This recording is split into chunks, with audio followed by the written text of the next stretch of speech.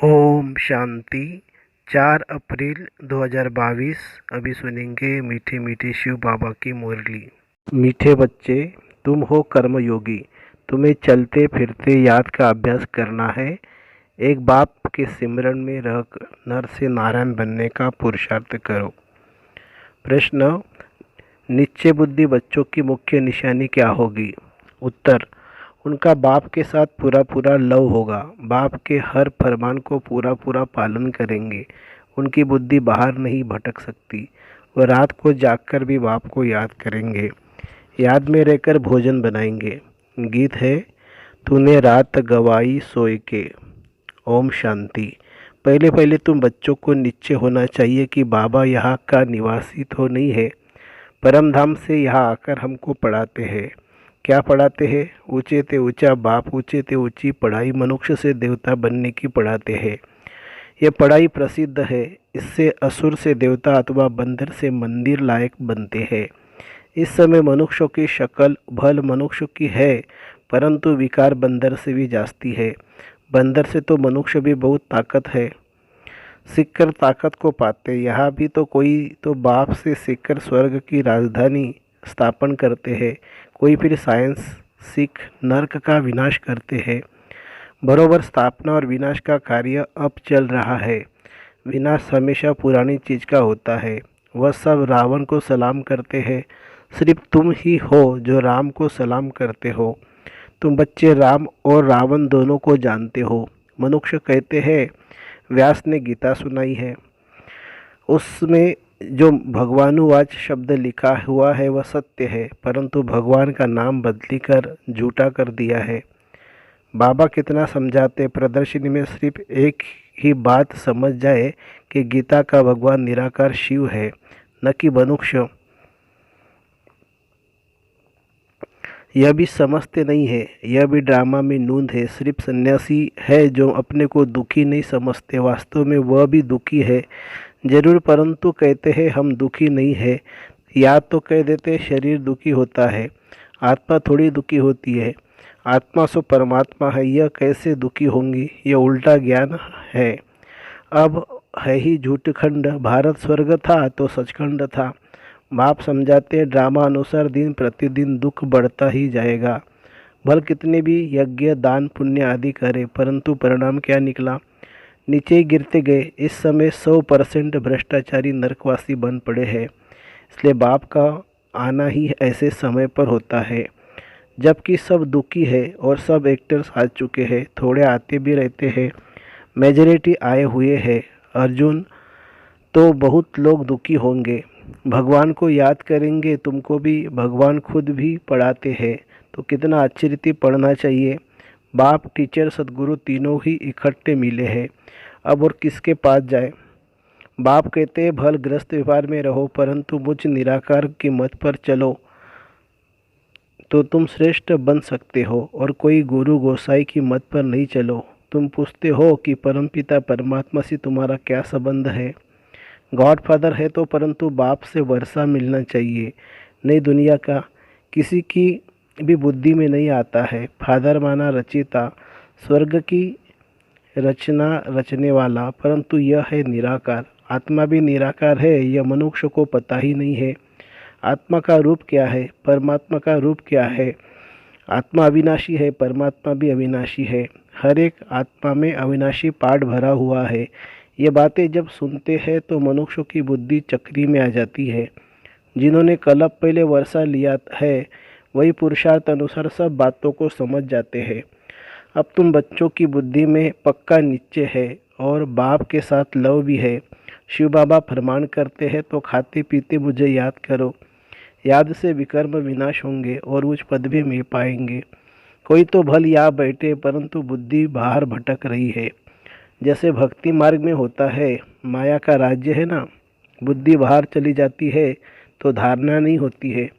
मुश्किल कोई बाप के फरमान पर चलते हैं। बाप कहते हैं सिर पर पापों का बोझा बहुत है, इसलिए रात को जागकर मुझे याद करो तो तुमको बहुत मदद मिलेगी।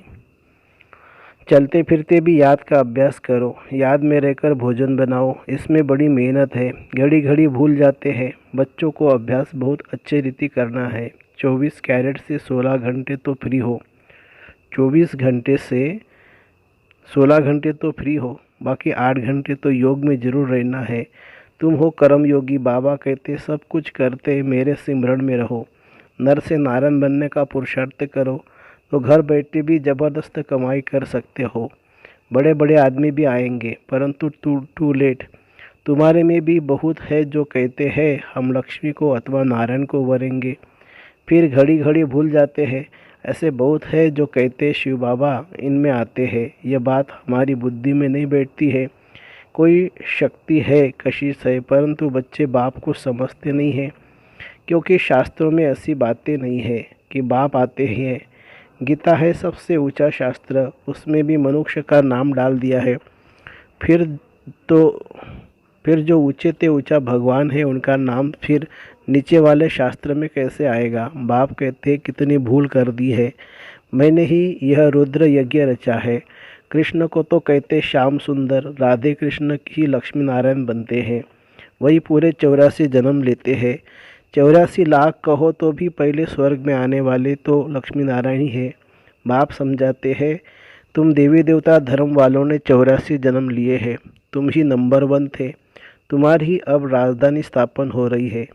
लक्ष्मी नारायण तुम्हारे ही माँ बाप थे, अब तुम्हारी राजधानी बन रही है। तुम अभी संपूर्ण नहीं बने हो, बनना है जरूर, तब तो सूक्ष्मतन में साक्षात्कार होता है। अपने को संपूर्ण फरिश्ते समझते हो, फरिश्ते बनने के बाद लक्ष्मी नारायण बनते हैं, उनका भी साक्षात्कार होता है। ततत्वम तुम भी बन रहे हो, कितना अच्छी रीति समझाया जाता है। आजकल स्कूलों में भी गीता पढ़ाते हैं, जो पढ़कर होशियार हो जाते हैं वह फिर दूसरों को पढ़ाएंगे तो पंडित बन जाते हैं। सुनने वाले ढेर फॉलोअर्स हो जाते हैं, जबान मीठी है, अच्छी रीति श्लोक आदि कंठ कर लेते हैं, मिलता कुछ भी नहीं है। तमोप्रधान बन गए हैं, बाबा ही आकर सतोप्रधान बनाते हैं। सो भी नंबरवार पुरुषार्थ अनुसार ही बनते हैं। सब आत्माएं तो शांतिवान शक्तिवान नहीं है। बाप को सर्वशक्तिवान कहेंगे, लक्ष्मी नारायण को नहीं कहेंगे। शक्ति की बात अभी होती है, अभी तुम राजा ही ले रहे हो, अभी तुमको वर मिल रहा है। बाप कहते हैं अमर भवो, जीते रहो। सत्युग में तुमको काल नहीं खाएगा, वहाँ तो मृत्यु अक्षर ही नहीं है। ऐसे नहीं कहेंगे कि फलाना मर गया, तुम कहेंगे हम पुराना बूढ़ा शरीर छोड़कर नया लेते हैं। महाकाल का भी मंदिर है, उसमें सिर्फ शिवलिंग रख झंडियाँ आदि लगा दी है। ऐसे बहुत पत्थर होते हैं जिनका सोना लगा रहता है, फिर घिस घिस कर बनाते हैं। नेपाल में नदी की रेती में सोना बहकर आता था। सत्युग में तुमको सोना बहुत मिल जाता है, अब तो सोना है ही नहीं, एकदम खलाश हो गया है। खानियाँ सब खाली हो गई है। स्वर्ग में सोने के महल बनते हैं, फिर से हम अपने स्वर्ग की स्थापना कर रहे हैं। ऐसे बहुत बच्चे हैं, लिखते हैं बाबा हम आपके बन गए हैं, कभी देखा भी नहीं है।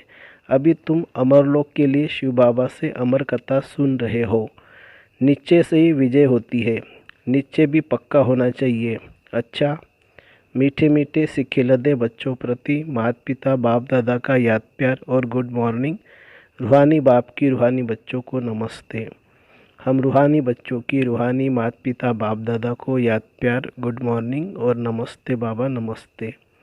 धारणा के लिए मुख्य सार, निश्चय बुद्धि बन एक बाप से पूरा पूरा लव रखना है। बाप के फरमान पर चल, माया पर जीत पानी है। दूसरी पॉइंट, शरीर निर्वाह अर्थ कर्म करते कर्म योगी बनना है। याद का चार्ट 8 घंटे तक जरूर बनाना है। वरदान, होली हंस बन व्यर्थ को समर्थ में परिवर्तन करने वाले फीलिंग प्रूफ भव। सारे दिन में जो व्यर्थ संकल्प, व्यर्थ बोल, व्यर्थ कर्म, व्यर्थ संबंध संपर्क होता है, उस व्यर्थ को समर्थ में परिवर्तन कर दो। व्यर्थ को अपनी बुद्धि में स्वीकार नहीं करो। अगर एक व्यर्थ को भी स्वीकार किया तो वह एक अनेक व्यर्थ का अनुभव कराएगा, जिसे ही कहते हैं फीलिंग आ गई। इसलिए होली हंस बन व्यर्थ को समर्थ में परिवर्तन कर दो तो फीलिंग प्रूफ बन जाएंगे। कोई गाली दे, गुस्सा करे, आप उसको शांति का शीतल जल दो। यह है होली हंस का कर्तव्य। स्लोगन है, साधना के बीज को प्रत्यक्ष करने का साधन है बेहद की वैराग्य वृत्ति।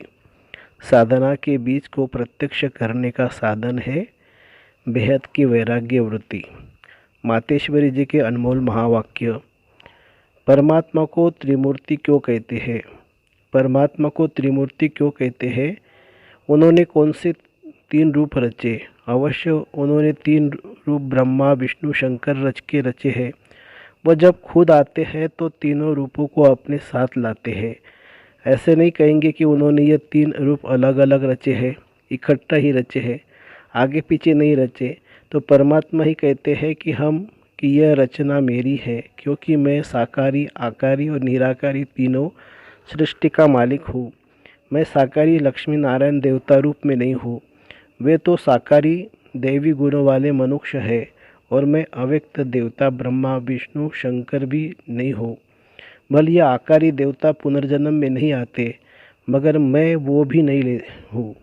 ये सारी मेरी डिपार्टमेंट है। जब मैं खुद आता हूँ तो सारी डिपार्टमेंट साथ में लाता हूँ, और उन्हों द्वारा ही दैवी सृष्टि की स्थापना, आश्रित दुनिया का विनाश तथा नई सृष्टि की पालना कराने के लिए आता हूँ।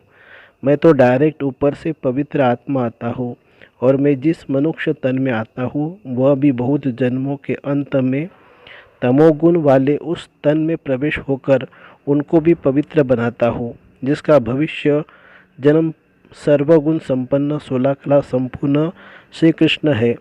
क्योंकि परमात्मा तो सर्वगुणों का सागर विक्रमाजीत है, उनसे सेकंड नंबर श्री कृष्ण बनता है, जिसके फिर अंत का जन्म ब्रह्मा तन है। परमात्मा के मुवाफिक पवित्र आत्माएं कोई भी नहीं है, उन्हों को पवित्र बनना पड़ता है। इसलिए परमात्मा को ही सुप्रीम सोल कहते हैं। बिगड़ी हुई तकदीर बनाने वाला परमात्मा है। यह तो सब मनुष्य जानते हैं कि तकदीर बनाने वाला तो वह एक ही परमात्मा है। परमात्मा को कहा जाता है तकदीर का मालिक। वो आकर हम आत्माओं की तकदीर बनाते हैं। जो बिगड़ी हुई तकदीर है उन्हों को नया बनाने वाला परमात्मा है। बाकी ये जो मनुष्य कहते हैं तकदीर बनाना व बिगाड़ना परमात्मा के हाथ में है, यह सब कहना सरासर भूल है। तकदीर बनाना परमात्मा के हाथ में है, परंतु जब मनुष्य उस तकदीर बनाने वाले को भूलते हैं तब उसकी तकदीर बिगड़ जाती है। गोया तकदीर को बिगाड़ना मनुष्यों के हाथों में है। जब मनुष्य अपने आप को भूलते हैं, अपने बाप को भूलते हैं, तब ही मनुष्य से उल्टा कार्य होने के कारण वो अपनी तकदीर को लकीर लगाते हैं। तो बिगाड़ने वाला हुआ मनुष्य और बनाने वाला हुआ परमात्मा। इसलिए परमात्मा को सुखदाता कहते हैं, न कि दुखदाता कहते हैं। देखो, जब परमात्मा स्वयं ही सृष्टि पर अवतरित होते हैं तो सभी मनुष्यों की बिगड़ी हुई तकदीर बनाते हैं, अर्थात सबको सद्गति दे देते हैं। तभी तो परमात्मा को सभी मनुष्य आत्माओं का उद्धार करने वाला कहते हैं। परमात्मा कहते हैं, बच्चे मैं संगम पर आए सबकी तकदीर बनाता हूँ। ऐसा नहीं कोई की तकदीर बने और कोई की न बने, परंतु परमात्मा तो सबकी तकदीर बनाते हैं, क्योंकि सभी मनुष्यों का सारी सृष्टि से संबंध है। तभी तो परमात्मा के लिए कहते हैं तकदीर बनाने वाला। ज़रा सामने तो आओ, तो यही सबूत है कि परमात्मा तकदीर बनाने वाला है। अच्छा, ओम शांति।